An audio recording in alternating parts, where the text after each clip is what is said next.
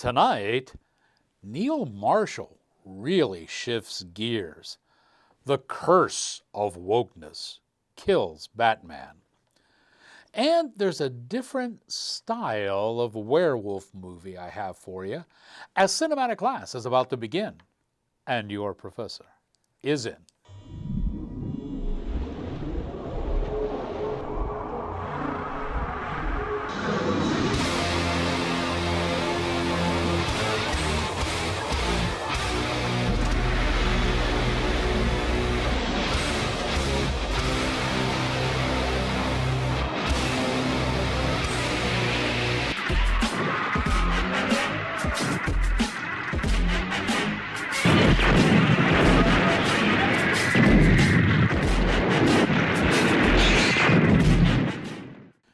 Greetings, salutations, and other sundry affair. I am your cinematic professor and purveyor of truth in movies. And boy, I tell you what, we got a lot to do for you tonight. Start off by, have you noticed you're starting to hear the locusts? Yeah. And what does that mean? Well, of course, it means school is about to start again. That's why you want to visit the Rex Real store, because now there's 15% off on all of your school items, including notebooks and mouse pads and computer and even iPhone cases. Yeah, all that good kind of stuff that you're going to need for the next school year. And it's all 15% off now at the official Rex Real store, redbubble.com/people/Rex Real. Stop there and pick up some of your school supplies right now. And so while we're speaking about things like that, Rex and I are finally on X. It took us a while to get there, but we're there. We've been on there for a little under a month right now. I think we already have about 100 subscribers, so that's not too bad. Here's the URL for you, x.com/RexReal. Nice and easy, right? Getting some interesting dialogues going on there. We try to post something at least every day that we can talk about in Hollywood and behind the screen, so to speak. Rex and I on X. Okay, let's get into the meat and potatoes of tonight's show. And you know, for those of you that have been following the show and following my reviews for years, know that I really have a hankering toward werewolf movies. I like them an awful lot. Well, it's because I used to be one, see? The folk at Wellgo USA have released a werewolf thriller that comes to us from across the pond, the good folks in the United Kingdom, and this one offers a different perspective for those who are cursed by the full moon. And I think now it would probably be a good time to peel back the veils of time and head back to the early Cretaceous period to check in on this movie with the nation's first and only prehistoric film critic, Rex Real.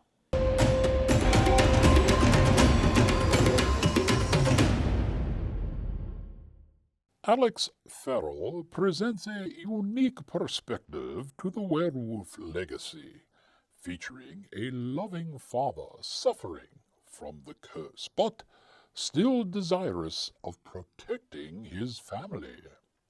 The movie has a limited budget, and director of photography Dan Katz makes use of shadows and dim lighting to present the beast.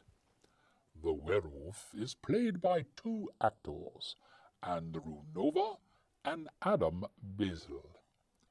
The beast within has an interpretive ending which may disappoint viewers, but please filmmakers.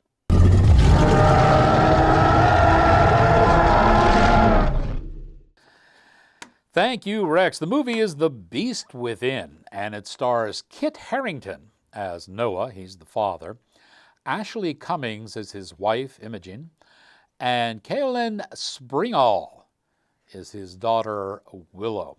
Folks, this is a werewolf story, as I said. It's probably like none you've ever seen before. Unique perspective, if you will, and I'm sure it's going to be one you will enjoy. These woods, they're my woods.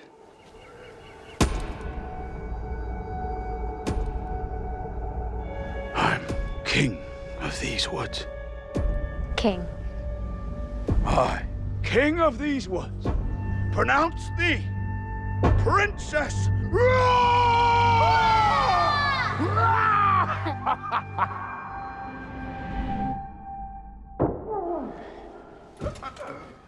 Dad?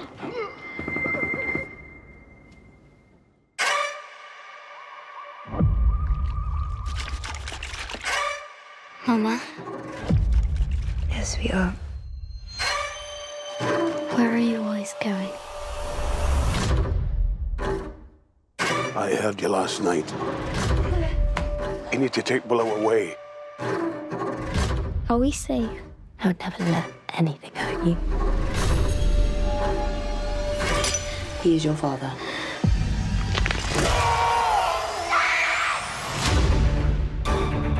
I didn't want this.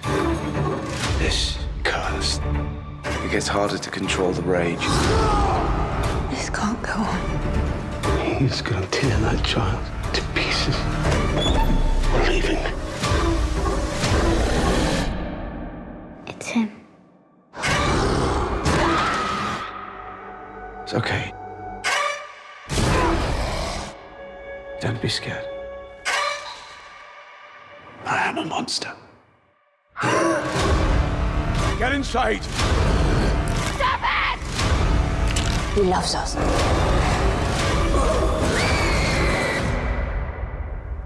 Kneel before your king.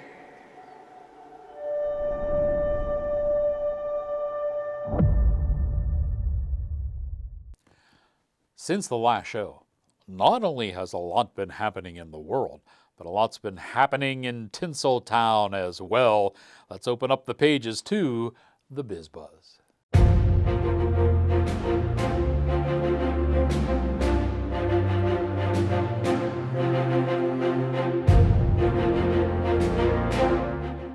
A lot of news in the BizBuzz this episode. Let's get to it. First off, let's start off with a big win for Gina Carano. You know, I like Gina Carano. I always have. She is one of the few actresses who they can put in a fight scene against a man, and I would think it would be believable. Okay, she's that good. A federal judge tossed out Disney's dismissal suit against her. Now, for those of you living under a rock, Carano was fired from Disney. She was playing a character on the Mandalorian show, a very popular character. And they fired her because she had some rather conservative posts on social media. She came out in favor of Donald Trump as president, and I think what really did her in is she came out with posts that were against the COVID vaccine and against the, sequestering and distancing and all that nonsense that we now know was kind of push from the get-go. And because of that, Disney went ahead and fired her. So outraged were people, the fans, about her being fired from the show because they really liked her and liked the character. Elon Musk came in and said he would pay for the lawyers with her lawsuit against Disney. Well, Disney naturally tried to have the lawsuit tossed, and the judge said, no, we're not tossing this. We're going to go ahead and go through with it. So she still has her suit against Carano, and Elon's by her side. I don't know, for those of you that are older, you might remember Gina's dad, Glenn. Yeah, he was the starting quarterback for the Pittsburgh Maulers back in the day. He came over from the Dallas Cowboys, but we won't mention that. Say, there were a multitude of outfits that were worn by Taylor Swift, and they're now on display in the Victoria and Albert Museum. Why? Why? Other than largely making forgettable music, that's right, I said it, and swelling her own financial coffers, what has Swift contributed to society or even to culture to merit a museum display? Go ahead, I'll wait. The bikini that Carrie Fisher wore in Star Wars, the Princess Leia bikini when she was sitting with Jabba the Hutt, recently sold for $175,000 at an auction. A Starfighter miniature at that same auction sold for $1.5 million. Good prices. At least they weren't in a museum. Hey, Robert Downey Jr. returns to the Marvel comic universe. You know, he played Tony Stark in Iron Man, and now he'll play Doctor Doom. You know, fans at Comic-Con, when this was revealed and it was put out, they went wild and everybody was, you know, happy and slobbering all over them. It's another rehash, folks. It is. There's a good old boy network at the MCU, and certain stars are always given these prime spots. You know, it's Robert Downey Jr. now has 3 such roles in the MCU. Ryan Reynolds and Josh Brolin each have 4 such roles. You know, new blood, get on with it. It's the same people. And, you know, some people are going to say, you know, in this one alternate comic which came out sometime in the Pliocene era, Tony Stark actually became Dr. Take a seat, sit down. It's just a rehash of another actor. Somebody else could have done it, or it would have been. You know, the Critics' Choice Association, of which I'm a charter member, is experiencing some growing pains. Back when I first joined, there were 40 members to this organization. Now there are over 600. And like a lot of organizations that try to show their importance and become important very quickly, a lot of these people were admitted in without being properly vetted. And now that it's grown so big, the directors have said, you know what, we should check some of these people out and make sure that, what do you mean by bona fide critic? Well, there are a lot of people out there who are going on to the interwebs and just saying, you know, I really like this movie. Yeah, I didn't like this movie. They could have done this. It's not film criticism. You know, did you take the courses? Did you learn about film? Do you have any idea of the history? Or better yet, what it takes to make one? Have you ever been in one? That type of thing will give you a little bit of guard. That's why you folks watch this show, because Rex and I have been there and done that. So now the organization is trying to sift through its members and weed out, if you will, the ones who are not bona fide critics. They vetted me already, and then they keep sending me more. They want to keep re-vetting me. I don't think it has anything to do with the fact that out of the 600, I'm the only conservative film critic. Do you think it might have something to do with that? I don't know. Anyway, I've got them. All right, here we go. Hey, Netflix is in the news again. See, they're always in the news. There were erroneous reports given that Netflix, the streaming network, had donated $7 million to the Kamala Harris campaign. Folks, that was wrong. They have not done that. It was one of their former CEOs who had invested $7 million into a PAC, a political PAC, that was Democratic, so it was not the streamers. You know, I've said this enough times. The Obamas own Netflix right now, okay? And, you know, Barry O is not real happy with Kamala, even though he came out and endorsed her. The only way that the Netflix streamer is going to throw its weight behind Harris is if Barack finds some way to turn that, her campaign, into his 4th term in office. And while we're talking about Netflix, I do want to mention something good on their part. They released the 3rd and final season for Sweet Home. I mentioned this before on the show. This was a really good series. I gotta tell you, it was. Now, what they did with this series, though, is there was a big gap between season 2 and season 3. And a lot of the characters that appeared in season 1 weren't in season 2. Season 3 tries to take both of the 1 and 2 and wrap all the stories up. I have to tell you, tested my brain a little bit, because when some of those characters from season 1 showed up, it was like, wait, who is this guy again? You know, and it took a while to fill in the gap, if you will. But boy, this was really just an awful lot of fun with this season, and I enjoyed the series. Obviously, it's a foreign series, and I tell you what, the foreign stuff, especially from the Asian market, is still the best stuff that Netflix has to offer. It's a hell of a lot better than their original stuff here. And I think when they get rid of their foreign programming, that's probably when I'll dump them and never look back again. And finally, one more caveat I'd like to throw out with to the parents especially. After Michael Keaton did his first couple of Batman movies, obviously Batman was very popular, and they came out with Batman the Animated Series. These were stories that were largely written by Paul Dini, who was a well-known comic writer, and Kevin Conroy did the voices. Mark Hamill was in there as the Joker. It was a well put together animated series, very well done and very good. They've tried to rejuvenate it, if you will, with a series looking similar in style called Batman the Caped Crusader. Folks, this is nothing but a woke propaganda agenda. They have taken all of the female characters are lesbian. They've taken all of the characters and just willy-nilly changed their ethnicity, their race, whatever, just to make everything inclusive. The company sent me the first 3 episodes about 3 or 4 weeks ago to look at. I couldn't make it past the first one, okay? I struggled. I started the second one, got about halfway through that and said, no, this is nonsense. So be warned, parents. It might look like a nice Batman cartoon. It's not. It's indoctrination, and they have ruined the canon, if you will, of Batman. Hey, I've got another Western to tell you about when Outtakes with Rex Reel continues right after this.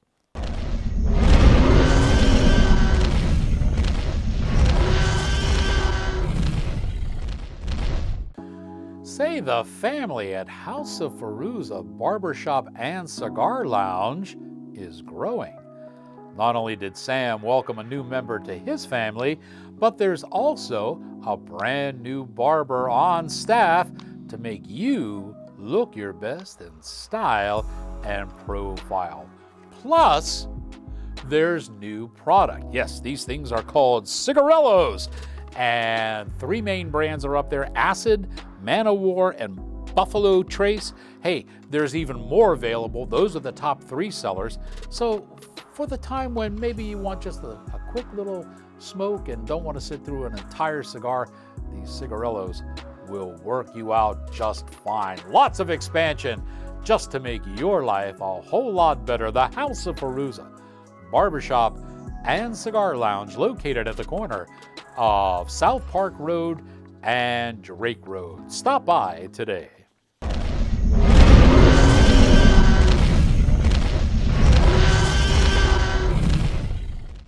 Hey, welcome back to the show. You know, Saban Films, probably more than any other studio, has been releasing Westerns on a regular basis.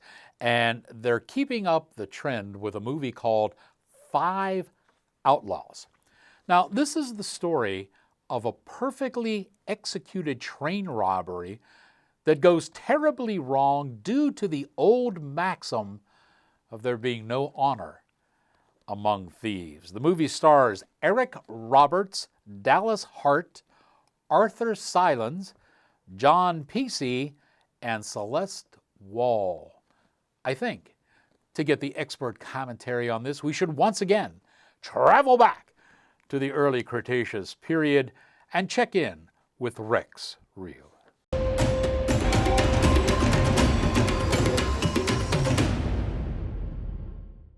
Five Outlaws is not a bad Western with decent production values for an indie film. It takes place at a time in history when the day of the outlaws are fast coming to a destructive end, and the characters are truly the last of a dying breed. When it is released to streaming services, the movie will go by the name of The Outlaws. So be warned.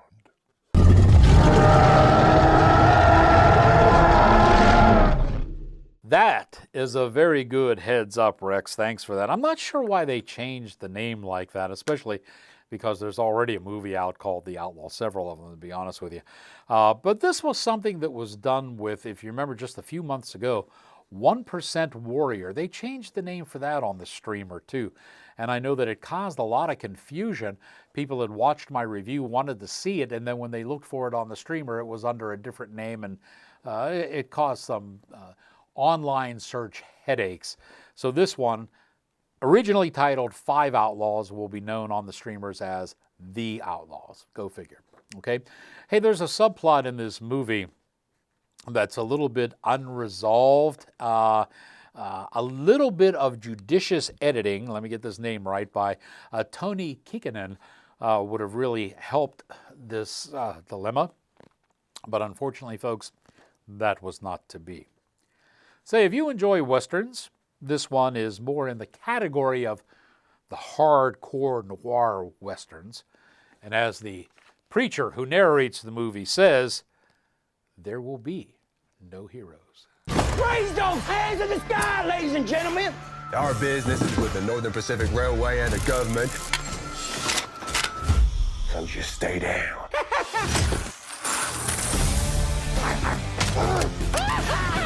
We are thick as thieves. Where's the loot? We're at war. Go west, they said. Little jumping now, aren't we? I'm keeping a close eye on you. Shut your mouth and pull the trigger. You shooting me? You best mean it. There'll be a cold day in hell before one of you buries me.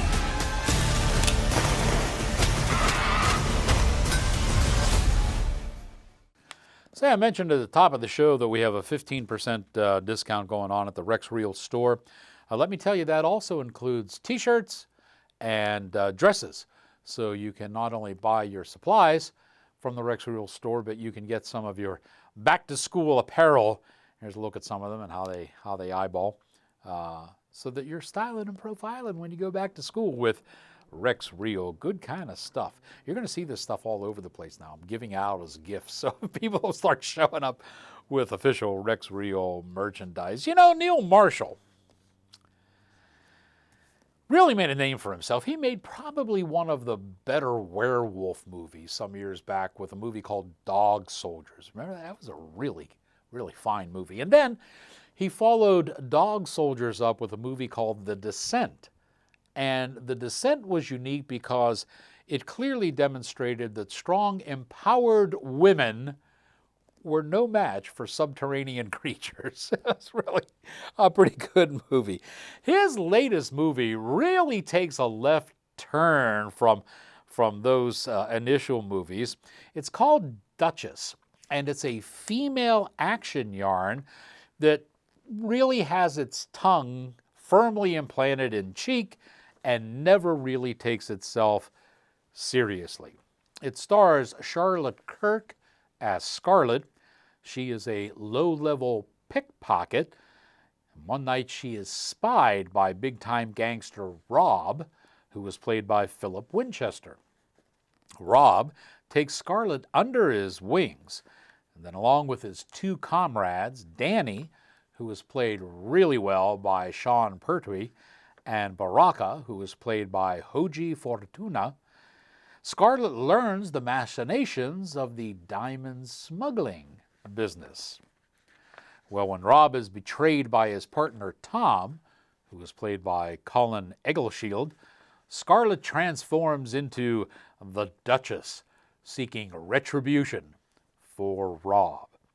The whole affair is rather outlandish, but Marshall, who directed, edited, and wrote this movie, keeps the film moving along at a comfortable pace, which allows the viewer to digest the silliness a little bit slow, and that makes it much more palatable. Cole Meany is off of the transporter deck, and he swings by for a brief cameo in this as Scarlett's dad. All told, this is far different from what I'd expect from Neil Marshall, but it was still kind of fun to watch. So this is me. Name's Scarlett. Got some nice moves. That's Rog McNaughton, the future love of my life. Welcome to your new home. You must be Scarlet. Scarlet. Welcome. Tell me who you really are. I deal in diamonds. Diamond trade is dirty and corrupt. That's when I saw the real Rog.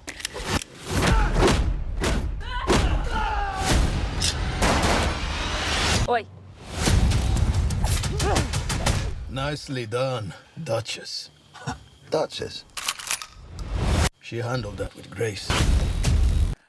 We are fast running out of time for this episode, but we do have a few moments left to dip into the mailbag.